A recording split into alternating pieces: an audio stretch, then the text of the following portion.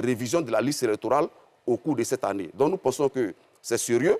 Ensuite, en dépit de ces primo-votants que la CEI pourrait exclure, il y a aussi tous les fonctionnaires. On sait qu'à partir de février, il y a les affectations des fonctionnaires. Donc tous les fonctionnaires qui seront affectés ou toutes les personnes qui vont changer de lieu d'habitation ne pourront pas participer au scrutin, puisque s'il n'y a pas d'enrôlement, elles ne pourront pas faire les certificats de résidence et changer leur lieu de vote. Par exemple, le professeur d'art plastique du lycée classique d'Abidjan, qui s'est plaint du manque de tabac dans sa classe et qui a été muté à Ménignan, vient d'être exclu des élections présidentielles de 2025 s'il n'y a pas de révision de la liste électorale cette année, parce qu'il ne pourra pas voter, parce qu'il était certainement on pourrait vous dire, il pourrait venir à Abidjan ce samedi-là en particulier pour... Oui, ça va lui coûter assez cher. Quand vous dites qu'il est exclu, ça veut dire qu'il n'y a même pas une autre alternative. En tout cas, sauf si la CEI lui met moins de locomotion à disposition, mais en tout cas, à Ménignan, c'est sûr qu'il ne pourra pas voter.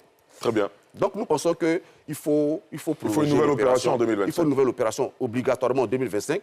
Et nous pensons qu'avant même l'ouverture de l'opération, il faut permettre 1 à 2 mois avant aux Ivoiriens de s'établir les documents. Enfin, nous ne comprenons pas pourquoi c'est pendant la période d'enregistrement sur la liste électorale qu'on ouvre l'établissement des documents.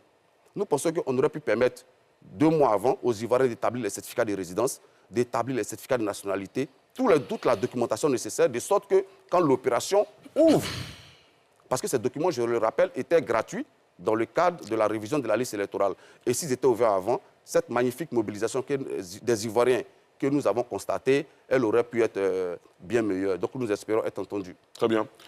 Alors, Landry Couillot, comment vous réagissez-vous? Ali, le dimanche dernier, j'étais sur le plateau et je ne manquais pas de faire une observation sur la nécessité de pouvoir se donner les moyens de l'observance de la loi électorale.